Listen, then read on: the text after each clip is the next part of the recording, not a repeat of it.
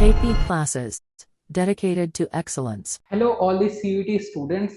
अब आज की क्लास में हम आपका सीयूटी का रिजल्ट कार्ड है, जो आपका स्कोर आने के बाद अब आपको अपनी तैयारी को किस तरीके से करना है, किस तरीके से हमारा काउंसलिंग प्रोसेस रहता है, कितना एक्टिवली हमें पार्टिसिपेट करना है, किन किन चीजों को ध्यान रखना है, पूरा जो हमारा डिटेल्ड फॉर्म फिलिंग प्रोसेस है, किस तरीके से हमें इस काउंसलिंग में पार्टिसिपेट करना है, अगर हमारे नंबर थोड़े बहुत कम है तो हम किस तरीके से इसको टैकल कर सकते हैं, किस तरीके से ये सारी चीजें रहने वाली हैं, इस पे हम एक डिटेल डिस्कशन करने वाले हैं। सबसे पहले जो हमारा रजिस्ट्रेशन है वो स्टार्ट हो चुका है, तो रजिस्ट्रेशन से लेकर के सीट अलॉटमेंट तक क्या क्या डिटेल्ड अलग अलग प्रोसेसेस हैं और उनको हमें कैसे, किस स्टेज पे कितनी इंफॉर्मेशन हमें चाहिए होगी, क्या क्या हमें चीजें ध्यान में रखनी है इस फॉर्म को भरते हुए, वो सब चीजें हम ध्यान में रखेंगे। और उसके बाद लास्ट में हम देखेंगे कि क्या हमारी एक्सपेक्टेड कट ऑफ हो सकती है। ऑल्दो हम उस पर ज्यादा श्योरिटी से डिपेंड नहीं कर सकते क्योंकि बहुत सारे फैक्टर्स हैं। हमें कास्ट को भी देखना होता है, फिर हमें उसके बाद कॉलेज को भी देखना होता है, फिर हमें उसके बाद कोर्सेज को भी देखना होता है। लेकिन एक रफ आइडिया आप लगा सकते हो कोर्स वाइज, अगर आप प्रीवियस ईयर की कट ऑफ से उसको कंपेयर करेंगे।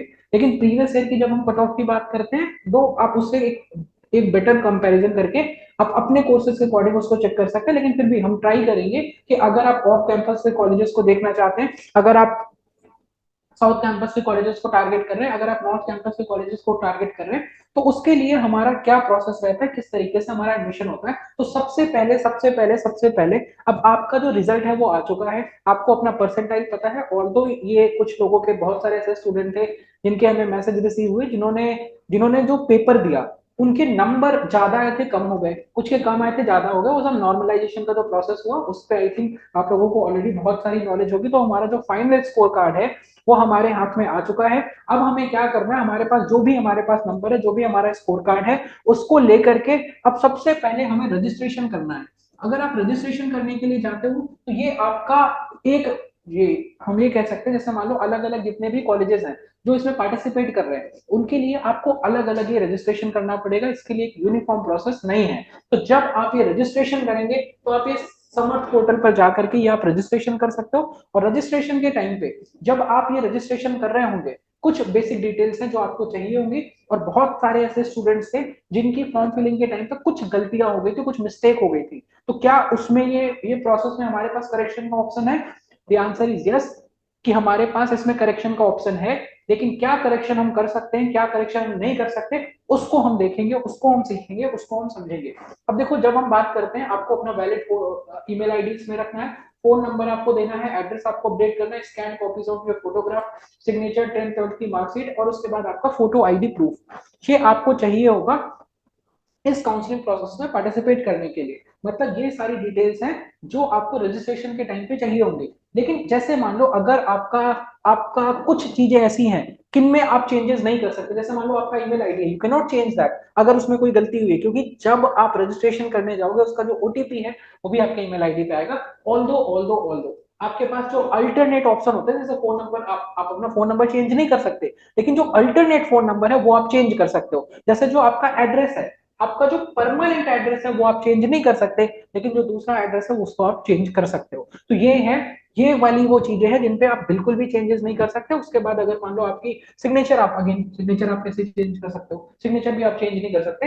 लेकिन अगर कुछ आपकी मिस्टेक्स हुई हैं तो वो आप उसको रेक्टिफाई कर सकते हैं ड्यूरिंग दिस रजिस्ट्रेशन। उससे आपके उस पर कोई फर्क नहीं पड़ता, उससे आपके इस प्रोसेस में कोई फर्क नहीं पड़ता। तो आपको आपके पास valid email ID, phone number, scan copies of your photograph, signature, और उसके बाद 10th 12th की मार्कशीट और आईडी प्रूफ, ये सब कुछ आपके पास होना चाहिए। ये सारी चीजें आपके पास होनी चाहिए while you are making the registration. अब देखो, रजिस्ट्रेशन के बाद का जो सेकेंड प्रोसेस होता है ना, ये भी हमारे लिए समझना बहुत इंपॉर्टेंट हो जाता है। कि जब आप एक बार रजिस्ट्रेशन कर देते हो, रजिस्ट्रेशन के बाद हमें क्या है, हमें अपनी प्रेफरेंस को फिल करना होता है। और बहुत सारे ऐसे स्टूडेंट होते हैं जिनके, मतलब बहुत सारे स्टूडेंट्स क्या होते हैं जिनके नंबर कम आ जाते हैं, जिनके थोड़े बहुत नंबर कम होते हैं, तो वो सोचते हैं यार प्रेफरेंस लिस्ट में अगर मैं नीचे वाला कोई कोर्स भरूंगा ना, जो हो सकता है मेरे इंटरेस्ट का भी नहीं है, हो सकता है वो मुझे मिल जाए। उनको ये लगता है कि यार मैं टॉप कॉलेज को अगर नीचे रखूंगा और अगर मैं लोअर कॉलेज को ऊपर रखूंगा तो हो सकता है वो हमें जल्दी अलॉटमेंट मिल जाए। लेकिन हमें ये गलती बिल्कुल भी नहीं करनी है। आपको जो प्रेफरेंस फिलिंग करनी है वो अपनी प्रेफरेंस के अकॉर्डिंग करनी है, और जितनी मैक्सिमम प्रेफरेंस आप भर सकते हो वो हमें करनी है। अब बहुत सारे स्टूडेंट ये क्या करते हैं, वो कॉलेज से बहुत इन्फ्लुएंस हो जाते हैं। कॉलेज से हमें इन्फ्लुएंस नहीं होना है। एक कॉलेज आपको मल्टीपल कोर्सेज ऑफर करता है। तो अगर आप एक करियर ओरिएंटेड स्टूडेंट हैं तो आपने पहले से ही डिसाइड किया होगा कि भाई हमें क्या करना है। आपने पहले से ही ये सोचा होगा ना कि मुझे किस कोर्स में अपना आगे जाना है। तो हमें प्रायोरिटी कोर्सेज को देनी है, हमें प्रायोरिटी कॉलेज को नहीं देनी। बहुत सारे ऐसे स्टूडेंट होते हैं जो हर साल ऐसा होता है कि वो किसको प्रायोरिटी देते हैं, वो प्रायोरिटी देना चाहते हैं, उसको प्रायोरिटी देते हैं कि जो कॉलेज है, और फिर उसके बाद कोर्स उनका पूरा टाइम वेस्ट हो जाता है, 3 साल 4 साल, क्योंकि उनको कोर्स में कोई इंटरेस्ट ही नहीं था। तो हमें कॉलेज को प्रायोरिटी नहीं देनी है, हमें कोर्सेज को प्रायोरिटी देनी है। अब इसमें आपको कौन से कोर्सेज अपनी प्रेफरेंस के अकॉर्डिंग करने, ये नहीं कि मेरे नंबर इतने आए तो ये मिल सकता है, उस पर नहीं। आपको मैक्सिमम प्रेफरेंस लिस्ट करनी है, और उसके बाद जितने भी अलग अलग कोर्सेज हैं, सब्जेक्ट्स हैं, कॉलेज और कैंपस है, और फिर उसके बाद ये रेगुलर एंड पेड सीट्स वाला, ये तो चलो अलग बात है कि अगर आप रेगुलर वाले उसमें एडमिशन लेते हो पेड सीट्स, या कुछ यूनिवर्सिटीज जैसे बीएचयू वगैरह, तो वहां के लिए ये होता है यूजुअल। तो हमें क्या चीज ध्यान रखनी है, हमें ये ध्यान रखना है कि भाई सबसे पहले तो हमारा जो बेसिक रजिस्ट्रेशन है उसके टाइम पे हमारी जो आईडी वगैरह है वो सारे डॉक्यूमेंट्स हमारे रेडी होने चाहिए। और उसके बाद जो हमारा सेकेंड प्रोसेस है जो हमें करना होता है वो हमारा होता है प्रेफरेंस फिलिंग का। तो हमें एक चीज ध्यान रखनी है कि हमें प्रेफरेंस हमेशा हमेशा कोर्सेज को देनी होती है, हमें कॉलेज को प्रेफरेंस बिल्कुल भी नहीं देनी होती है।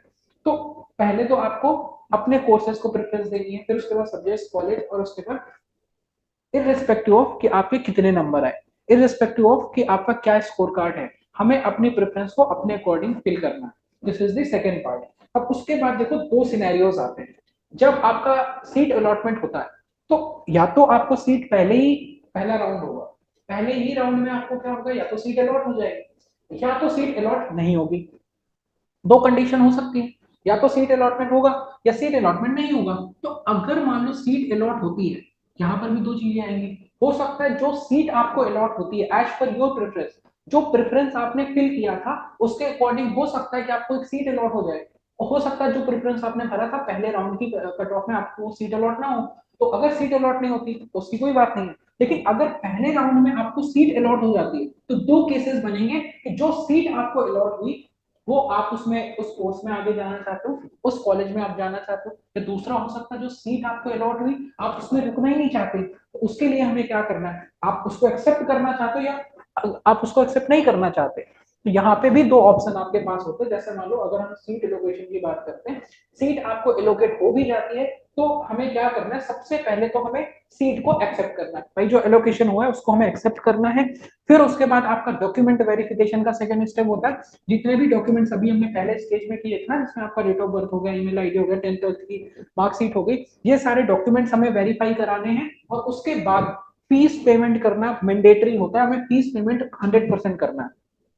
बिना फीस पेमेंट के आपका एडमिशन होता ही नहीं है।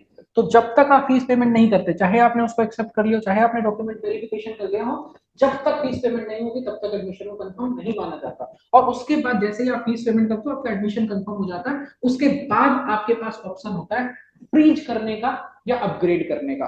तो हमें ध्यान ये रखना है कि अगर जो कॉलेज आपको फर्स्ट कट ऑफ में अलॉट हुआ है वो कॉलेज अगर आपके इंटरेस्ट में आता है, या अगर वो कोर्स आपके इंटरेस्ट में आता है and you want to go with that college, you want to go with that course, तो इस केस में आपको क्या करना है, आपको फ्रीज पे आपको क्लिक करना है।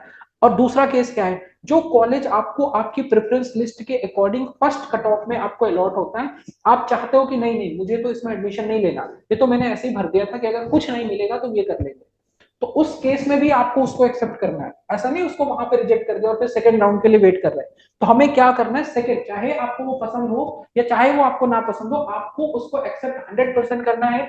डॉक्यूमेंट वेरिफिकेशन भी कराना है, फीस पेमेंट भी करानी है, और एडमिशन भी लेना है। लेकिन वहां पर आपको ऑप्शन मिलेगा अपग्रेड का।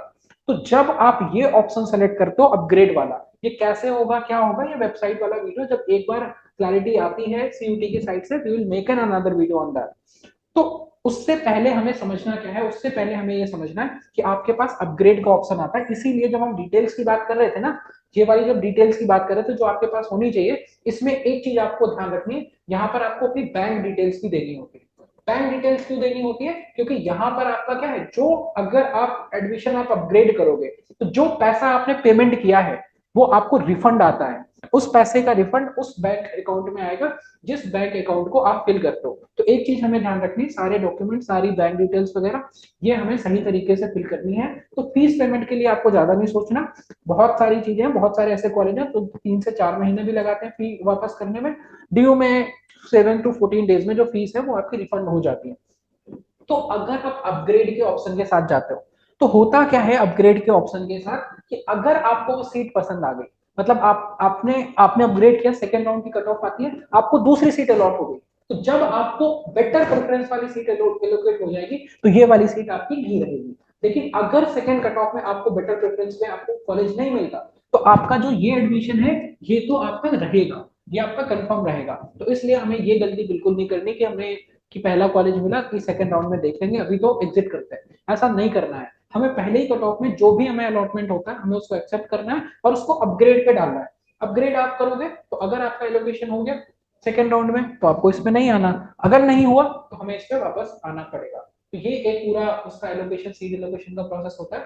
अब इसमें देखो, इसमें अलग अलग राउंड्स होते हैं, पहला राउंड की कट ऑफ आती है, सेकंड राउंड की कट ऑफ आती है, थर्ड राउंड की कट ऑफ आती है। तो जब आपकी अलग अलग ये कट ऑफ आएंगी, फोर्थ फिफ्थ फिफ्थ राउंड तक भी कई बार ये जाती है, उसके बाद भी बहुत सारे ऐसे स्टूडेंट्स होते हैं, मतलब अगर आपके नंबर अच्छे होंगे तो आपका पहली कट ऑफ में, दूसरी कट ऑफ में, तीसरी कट ऑफ में हो जाता है। लेकिन अगर थोड़े बहुत नंबर कम भी रहते हैं, देयर आर मेनी कॉलेजेस, जैसे आपका ड्यू में नॉर्थ कैंपस आपके लिए बेस्ट ऑफ द बेस्ट, आपको नंबर लाने पड़ेंगे to get into DU north campus. फिर अगर आपके नंबर थोड़े बहुत कम है तो you can target south campus, अगर थोड़े बहुत और नंबर कम है तो you can target for the off campus colleges also. फिर उसके बाद state universities are also there, जिनका आप रजिस्ट्रेशन के टाइम पे अलग अलग यूनिवर्सिटीज का रजिस्ट्रेशन आपको करना है, तभी आप उसको प्रेफरेंसेस में डाल पाएंगे। तो ये चीज हमें करनी है। फिर उसके बाद जब आपने एक बार पहले राउंड की cut of second third fourth इतने में ही हो जाता है, अगर नहीं होता उसके बाद ये आपके अलग अलग राउंड्स होते हैं। तो ये वही स्टूडेंट्स को मिलते हैं जो क्या करते हैं,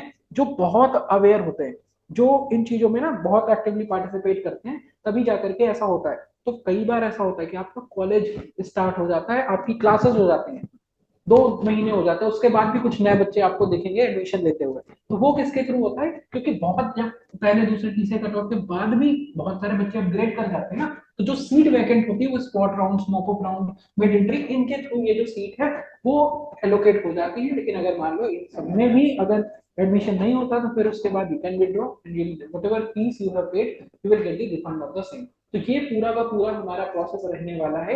ये जो हमें काउंसलिंग से रिलेटेड पता होना चाहिए, पहले आपको रजिस्ट्रेशन करना है, फिर उसके बाद आपको प्रोग्राम सिलेक्शन करना है।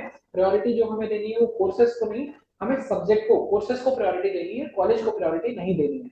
फिर उसके बाद जो डॉक्यूमेंट्स वगैरह हमारे पास होने चाहिए वो ऑलरेडी हमारे पास होते हैं, स्कैन सिग्नेचर और फिर फोटोग्राफ, 10th 12th की marksheet, and then after that your bank details. And there are certain things which you can not change in the exam, जो आपकी वैलिड ईमेल आईडी है, फोन नंबर है, address, address मतलब permanent address आप change नहीं कर सकते, alternate वाला आप ऐड कर सकते हो, फोन नंबर भी आप अल्टरनेट ऐड कर सकते हो, लेकिन आप इसमें चेंजेस नहीं कर सकते। तो ये आपका एक बेसिक ओवरव्यू रहता है। अब जैसे जो साइंस स्टूडेंट्स है उनके लिए बस एक आइडिया हो सकता है कि आपका जो स्कोर है ना वो कितना होना चाहिए to be on the safer side. जैसे अगर हम बात करते हैं ना, इसका एग्जैक्ट आइडिया तो बहुत सारी चीजों पर लगता है। अगर आपका पर्टिकुलर कोई क्वेश्चन होगा we will take that just after the class, लेकिन उससे पहले हमें ये समझना है कि जो आपका ये कट ऑफ आता है ये बहुत सारे फैक्टर्स पे डिपेंड करता है, कौन सा कॉलेज है, कौन सा कोर्स है, उसके बाद कौन सा कैटेगरी रिजर्वेशन है, एंड देन आफ्टर दैट कौन से राउंड की काउंसलिंग है, उन चीजों पे डिपेंड करता है। लेकिन आप एक आइडिया लगा सकते हो क्योंकि ये हाईएस्ट स्कोर है, स्कोर कार्ड हमारा आ चुका है, कट ऑफ हमारी नहीं आई है, so we are not going into any sort of prediction कि क्या हो सकती है कट ऑफ, क्या नहीं हो सकती। वो जब एक बार आएगा, जब उसमें हमारे पास एक क्लैरिटी होगी तो हम उस पर बात करेंगे। लेकिन अगर आप ये कंपैरिजन करना चाहते हो तो आप लास्ट ईयर के रिजल्ट से ये कंपैरिजन कर सकते हो अपने कोर्स के अकॉर्डिंग, अपनी कास्ट के अकॉर्डिंग, और जो आपकी काउंसलिंग की रजिस्ट्रेशन होती है उसके अकॉर्डिंग, जो प्रोसेस अलग अलग होता है। तो अगर हम बायोलॉजी की बात करें, इसमें देखो 250 में 249.70, अभी 0.70 49 नंबर, ये सब नॉर्मलाइजेशन के बाद ऐसा हुआ है। केमिस्ट्री में भी आपका हाईएस्ट स्कोर ऐसा दिख जाएगा, मैथ्स का, फिजिक्स का, कंप्यूटर साइंस का। तो अगर आप नॉर्थ कैंपस में एडमिशन लेना चाहते हो तो आपका जो स्कोर कार्ड है ना, जो आपको परसेंटाइल है, इसके नियर अबाउट होना चाहिए। मतलब आप इसमें इसमें आप +10 +15 -15 कर सकते हो। तो इस ये आपके लिए रिक्वायर्ड क्राइटेरिया रहने वाला है to get into north campus, फिर उसके बाद साउथ कैंपस, फिर उसके बाद ऑफ कैंपस। तो वो धीरे धीरे धीरे धीरे ये चीजों पे जो क्लैरिटी है वो आपको आ सकती है। Just you need to do what, आपके जितने भी कोर्सेज हैं उनको आप जो लास्ट ईयर की कट ऑफ है उससे आप मैच कर सकते हो, and there are many other factors. So ये हमारा एक डिटेल्ड प्रोसेस जो हमारा होता है एडमिशन का, जो अब रहने वाला है काउंसलिंग को लेकर के, उस पे हमारा ये वीडियो था। अब अगर आपके कोई क्वेश्चंस वगैरह है, you can let us know in the chat box and you can discuss on that. बाकी अगर जैसे ही हमारी कट ऑफ आती है, फिर उसपे क्या क्या पॉसिबिलिटीज हैं, क्या क्या स्कोर कार्ड है, then we can make a better comparison of the same. KP classes dedicated to excellence.